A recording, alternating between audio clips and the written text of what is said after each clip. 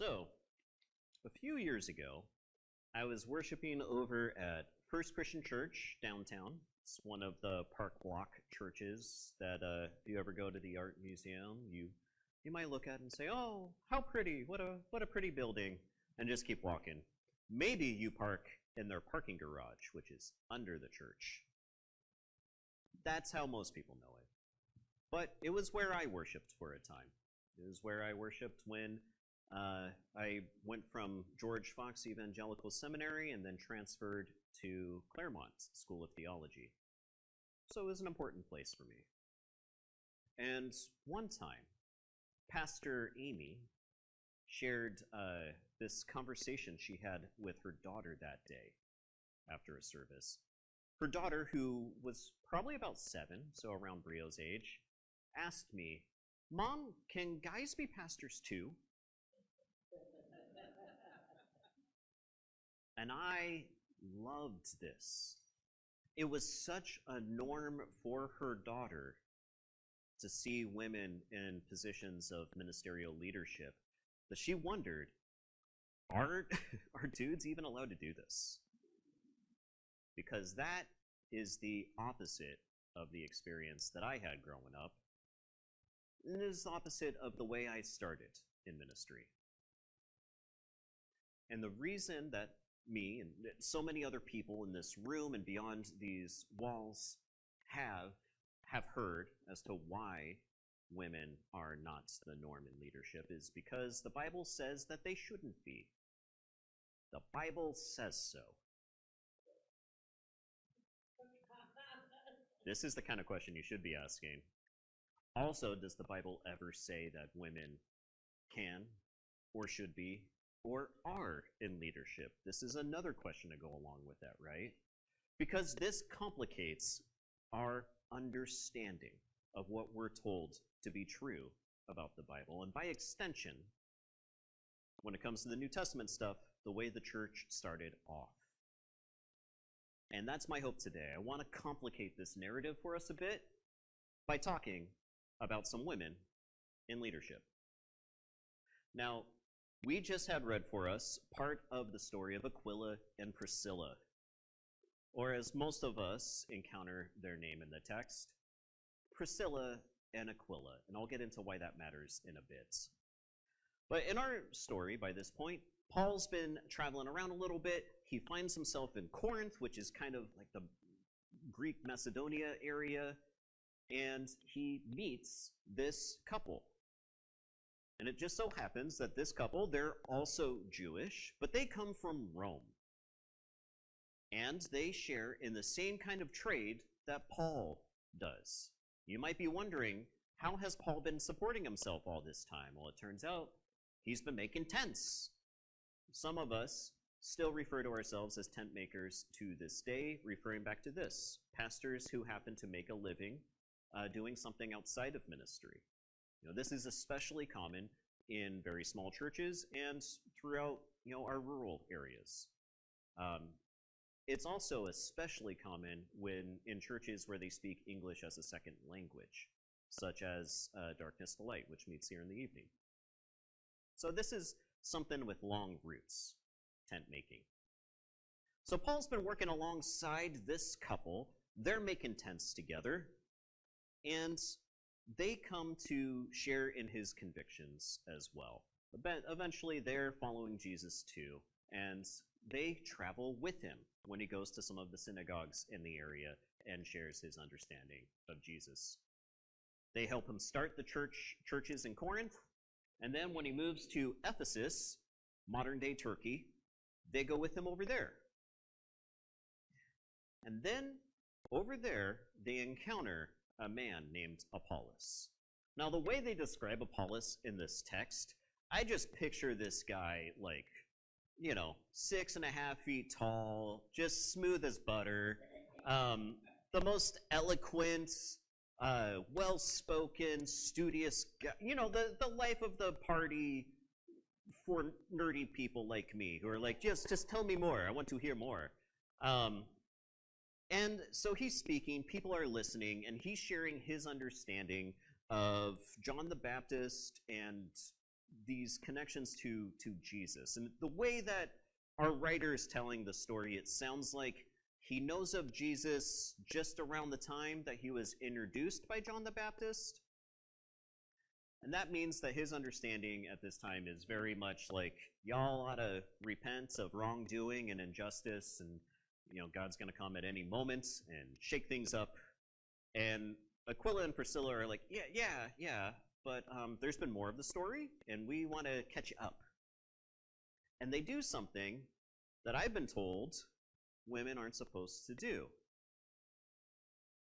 Priscilla, listed first, meaning she's the more prominent of the two, and Aquila take him aside, and they teach him. They teach him about Jesus. They don't take him to Paul so Paul can teach them. Priscilla doesn't step aside so Aquila can teach him. It's Priscilla and Aquila, not Aquila and Priscilla. This is important. She's occupying a teaching role. She's teaching a man. And when she's mentioned elsewhere in the New Testament, there's 2 times that Aquila is mentioned first, but all the rest of the time, she's mentioned first. Meaning that in these other places, by these other writers, like by Paul, she's the more noteworthy of the 2. Now, this sermon's going to be a little different than my other ones because I found it important to do kind of a survey approach to this. I want to take this kind of approach to the role of women in the New Testament because it is used as a bludgeon so much against women, against my colleagues, against those of us who go to churches where women may speak or preach or pray or help in some way. And I get so sick of that. So I feel like we need kind of a broader approach. So I'm going to talk about other places in the book of Acts where women occupy a leadership role. You may see me go back to my notes from time to time because there's a lot of names, and I want to get the names right. In chapter 9, we have a woman named Tabitha. Notably, we're told that her name is also Dorcas. And I dated a Tabitha once and found that immensely entertaining. I don't know if she found it as funny as I did, but, I was in a very conservative church, and those are the kinds of jokes you crack, okay? Hey, I found this thing in the Bible. Your name is also Dorcas. Tabitha is noteworthy because in chapter 9, she's occupying a very similar role to what the deacons are in the Jerusalem church. She is a Greek-speaking Jewish immigrant to the Palestine area, and she is using the wealth that she has to make clothing for widows. If you remember, deacons were supposed to help redistribute wealth, especially for the care of widows. And here she's occupying that role. And then she dies.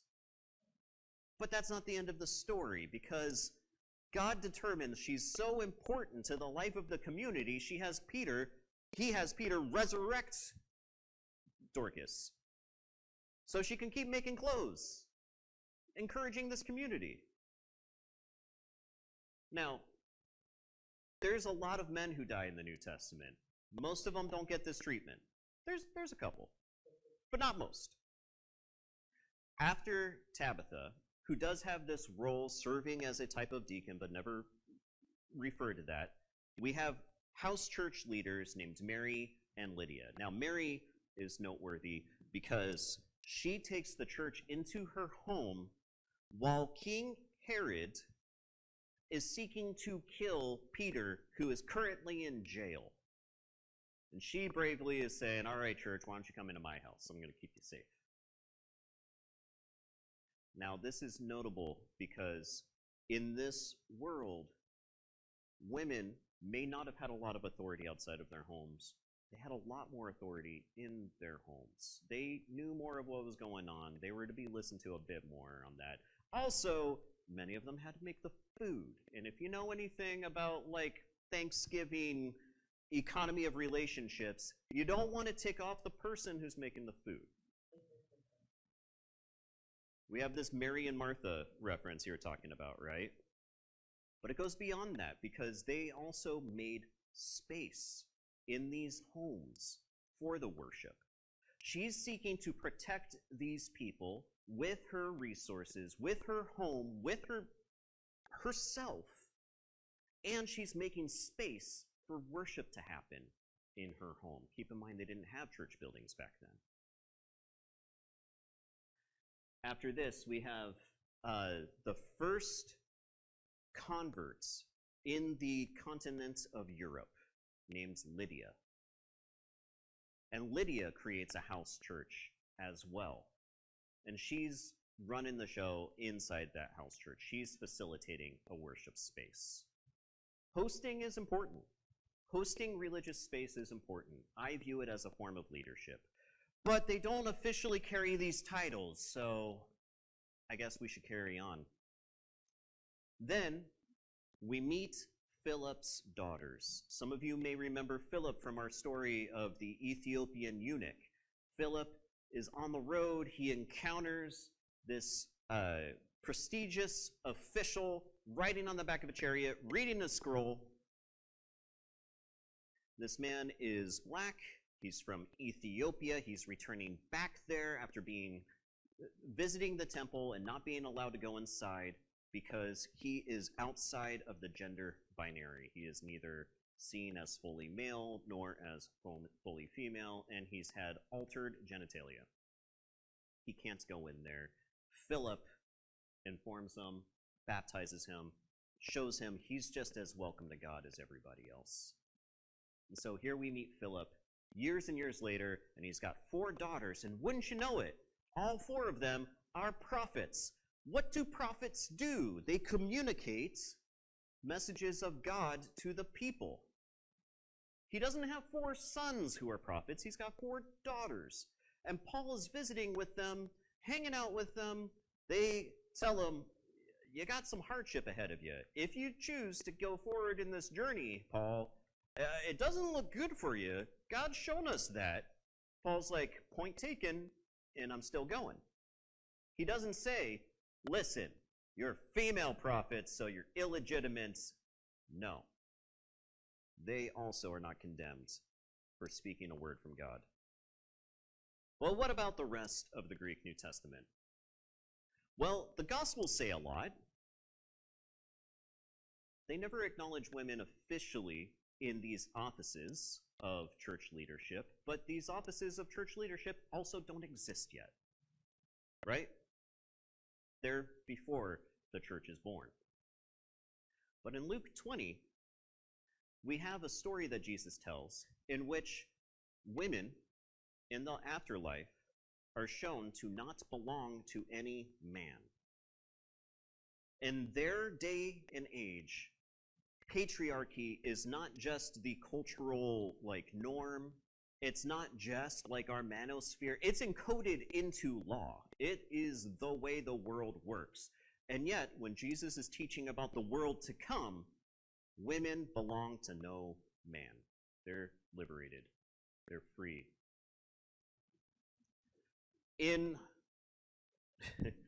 Whoever was applauding, awesome. We also have a few folks that Jesus encounters who get Jesus more than the apostles do, right? So there are times we see this intentional contrast created by our author between the disciples who are confused about Jesus, who don't get Jesus for some reason, and the women who do get Jesus for some reason. Maybe they're more open or what have you. Women are not always portrayed in perfect ways. There's a very nuanced understanding. But I will point out that every time they are lifted up as virtuous, it often is with this atmosphere of the dudes, Jesus's dudes, just don't get it. No? And there are 2 times that Jesus seems to accept a correction. There's many times that people try to correct him, and he does not accept it. Think of like Peter. Peter is like, hey, Jesus, you're the Messiah. And Jesus is like, yeah, you get it. That's right. And then he's like, oh, but don't go to Jerusalem. You're Satan. Get behind me, Satan, Peter. He doesn't accept the rebuke from Peter. But there are 2 times he does accept, or seem to accept, a rebuke. One time is by a Syrophoenician woman. The woman comes to Jesus. He's outside of his usual stomping grounds, and she seeks him out to heal her daughter. And Jesus says, it is not right for me to feed the dogs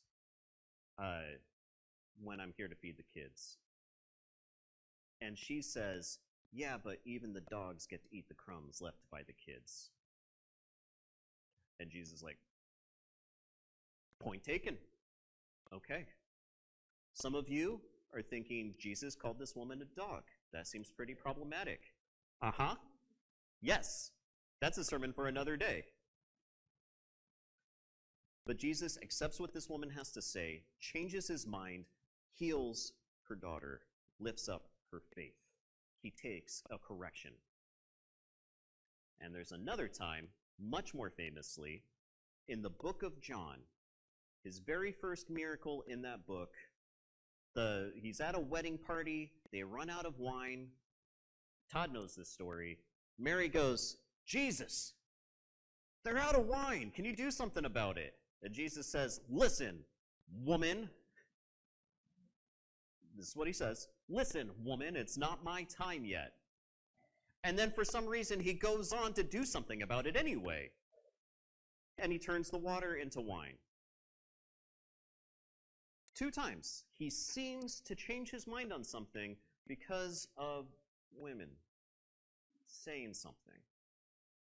Never seems to do that with the guys. All right, but what about outside of the Gospels and outside of the book of Acts? Surely these are like one-off situations, and I'm not even really mentioning a lot of church offices yet, right? So I'm going to get into some of these. Church meetings. Priscilla hosts a church meeting in her home. So does Lydia, so does Mary. Additionally, a woman named Chloe, another woman named Apphia, another woman named Nympha. We have 2 passages where Paul advises women to not talk, or someone who seems to be Paul. And we have 13 other times where women are acknowledged by Paul as ministers, leaders, teachers, and missionaries. We also have female deacons and elders. And unfortunately, we miss the female elders piece of this because it's often translated as old woman. Understandably, but also, you can see where that confuses things. In Romans 16, we have mention of a female deacon named Phoebe. And the term used for her name was commonly used in the early church to designate somebody who prepared and served the Lord's Supper, which was a pastoral duty. And this one rocked my boat when I learned about it. In Romans 16, we have we have Paul going through a very long list of people that he's sending greeting to in the church of Rome. Many of them are women. Priscilla is one of them. Aquila, who is her husband, is mentioned. So, you see some continuity with all of this. But he mentions a woman named Junia, foremost of the apostles. Why don't we know about this passage? Well, that's because in the Middle Ages, we had scholars who were like, well, Junia is a woman's name. Surely that's incorrect. So they fixed it for us to say Junius, which is not a male name that's ever really been confirmed, but it sounds like it would be a male name. And so translations like the King James have the Apostle Junius. Interesting. We don't know much about Junia, but we do know that Paul thought a lot about her. Paul had no problem with giving her the same title that he himself carried as an apostle, someone personally commissioned to represent Jesus, recognized by God. Interesting. But what about those two problematic passages I mentioned, where Paul seems to tell women to be silent? Have you ever heard of pseudepigrapha? No. You have to acknowledge it's a fun word, though, right? Pseudepigrapha. This is a writing that's been falsely attributed to someone. You know, it's a forgery. But forgery sounds really harsh. So Bible scholars like to call some of the texts of Paul pseudepigrapha, because it still sounds nice. It sounds nicer than forgery. So scholars have a consensus that Paul has written 7 of the letters attributed to him in the New Testament, but not all of the letters attributed to him in the New Testament. One that there is very strong consensus around, almost uniform consensus, is 1 Timothy. 1 Timothy has the harshest declaration from Paul, pseudo-Paul, that women ought to not talk in church. He's also of the opinion that, like, the leaders ought to be male. It's very, very clearly communicated. He has requirements for elders, but they're dudes. Old dudes, but dudes. So that's one. And what do you do with that?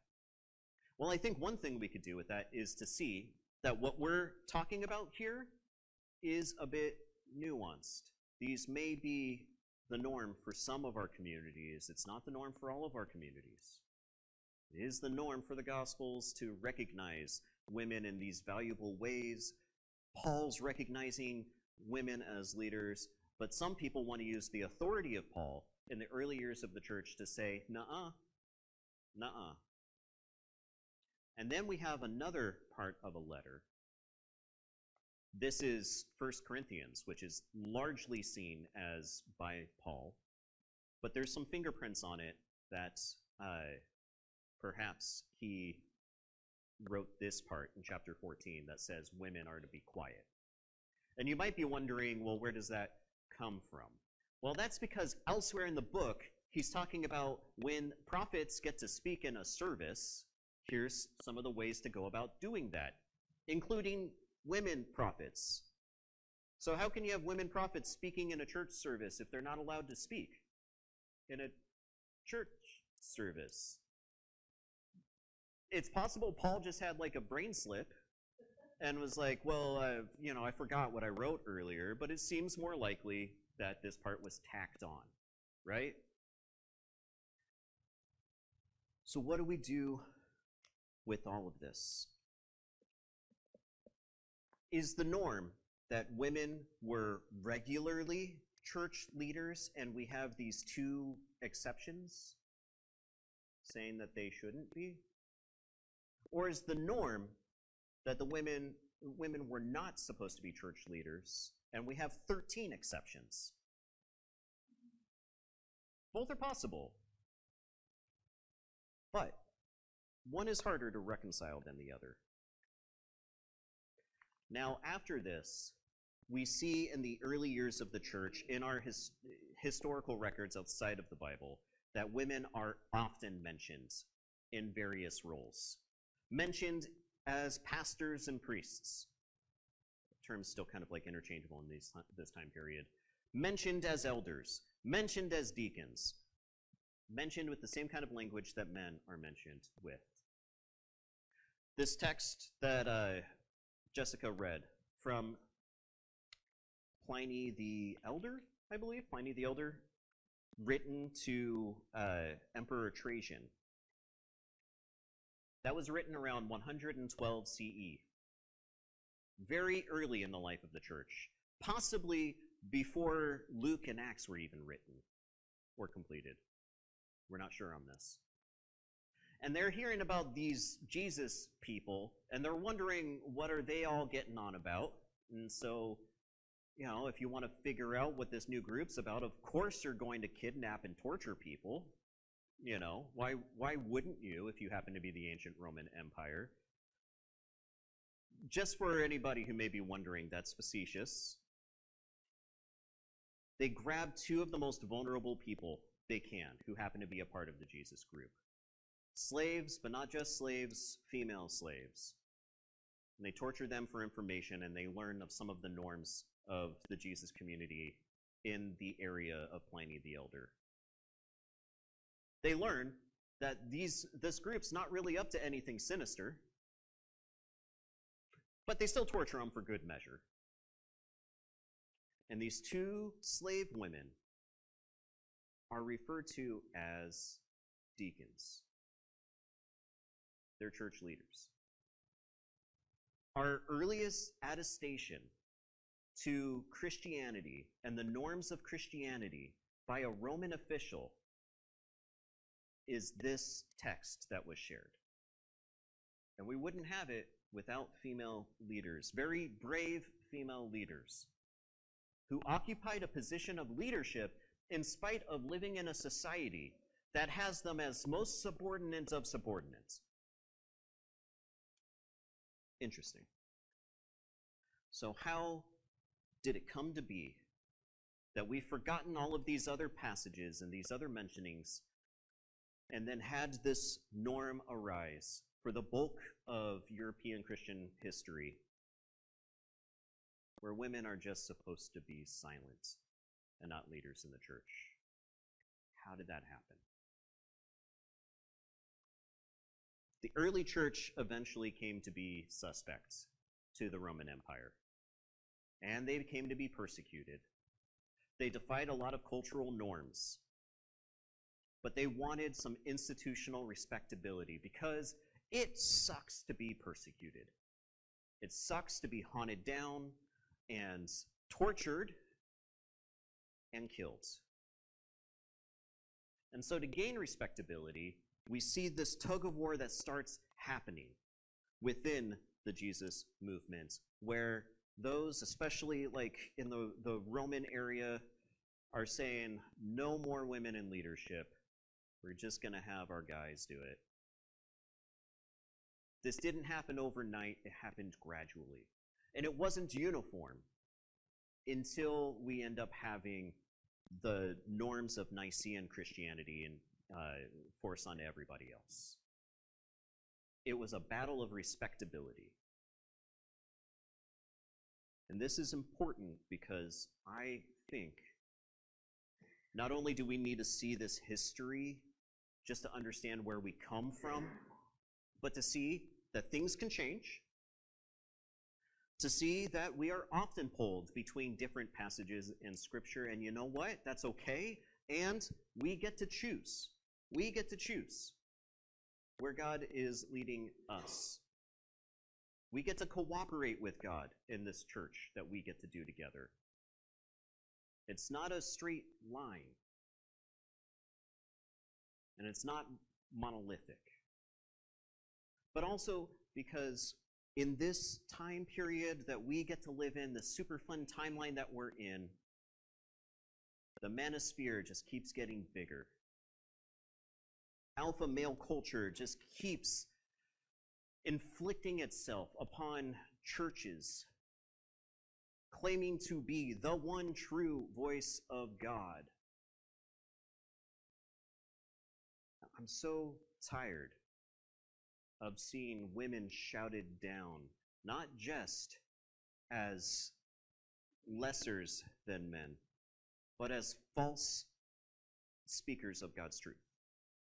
I'm tired of seeing my female colleagues getting shouted down and protested while they're trying to lead a church service. I'm sick of that.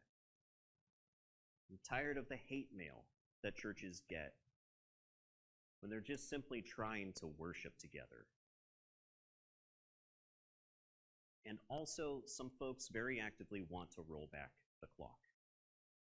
So what do we do in the midst of all of that? Well, I think we need to remember where we come from. Remember that things can change. 100 years ago, women were fighting for the right to vote, right? And remember that we're not done yet. We're going to still push forward for a world where women are treated and seen as the equals of men. Paul says in Galatians 5 that in the eyes of God there is not male nor Greek, male nor female. And this is a radical claim. I think it's one worth living into. All right. Oh. Will you please pray with me? God, help us to not forget. Help us to teach our children and those who come after us so that they know. Help us to live into a world that you desire.